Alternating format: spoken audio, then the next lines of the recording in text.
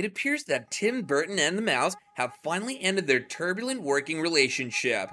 Keep watching this video to find out why Tim Burton is done with Disney. Is Burton quitting Disney for good? Before Warner Brothers, the filmmaker began his filmmaking career as an animator at Disney. This animator/director's complex relationship with Walt Disney Studios started when he got a job with the company straight out of college after they saw his short Stalk of the Celery Monster. He was also hired to direct Pee-wee's Big Adventure, which was his first live-action movie. But in 1984, after finishing his animated short Frankenweenie, he was sacked because the House of Mouse believed his work was too dark and frightful for young audiences. Thankfully, he was invited back into the fold in the 1990s to create The Nightmare Before Christmas, which garnered him considerable fame.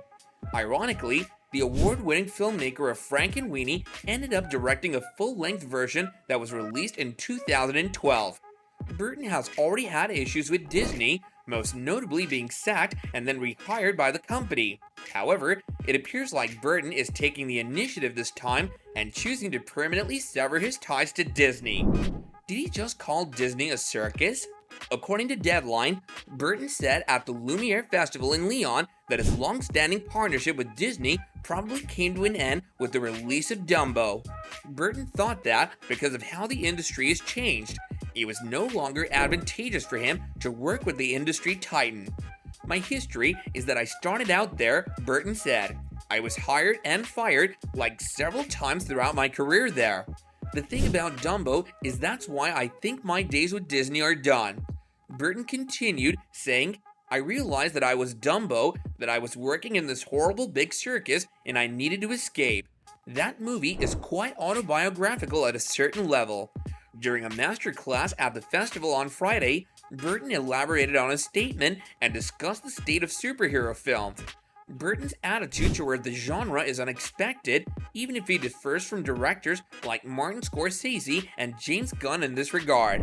No superhero films for Burton. With Disney, Burton has been able to avoid producing a superhero film, but I wouldn't say that's because he doesn't want to. Sure, he probably doesn't want to do another superhero movie, but Burton's approach to filmmaking is quite distinctive and would contrast sharply with the formulaic nature of Marvel movies. Burton also discussed the studio's current priorities, which heavily emphasizes Pixar, the Marvel, and Star Wars brands. The eminent director emphasized how challenging it is for various projects beyond the scope to be developed due to the studio's constrained cinematic objective.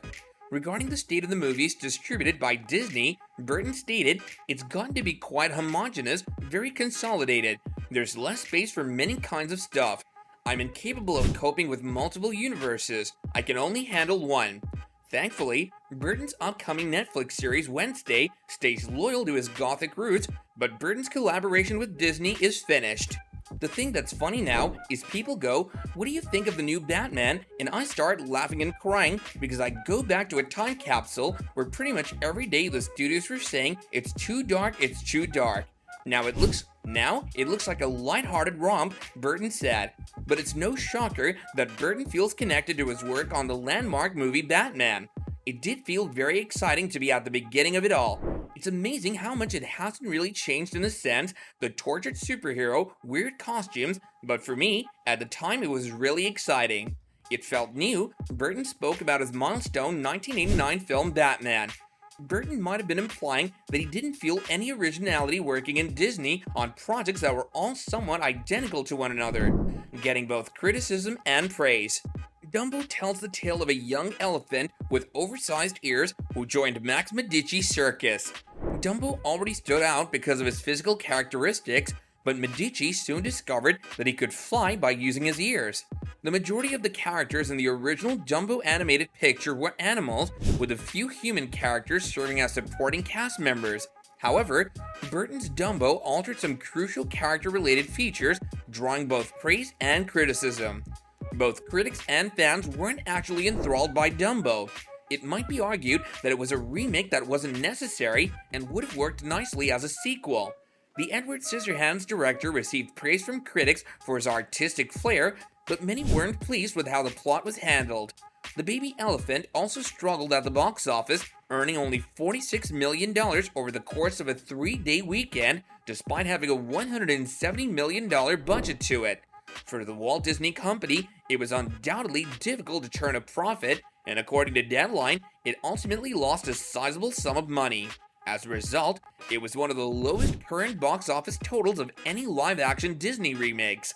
Burton also stated that he isn't currently working on any feature projects, but that doesn't mean that he hasn't been keeping busy. Most recently, Burton helmed all 8 episodes of the show Wednesday on Netflix, which is based on Charles Addams' The Addams Family. Burton announced during the festival that following his Lumiere journey, he would come back to finish the series. Jenny Ortega, Catherine Zeta-Jones, Luis Guzman, Fred Armisen, Gwendolyn Christie, and Christina Ricci are among the cast members of the eagerly awaited series. Tim Burton and Disney have a long-standing relationship that dates back to the 1982 premiere of the animated short Vincent. Burton has produced some memorable films with The House of Mouse, whether you rank his films from best to worst. We wish Burton the best of luck with his upcoming initiatives, despite the fact that it may be sad to hear.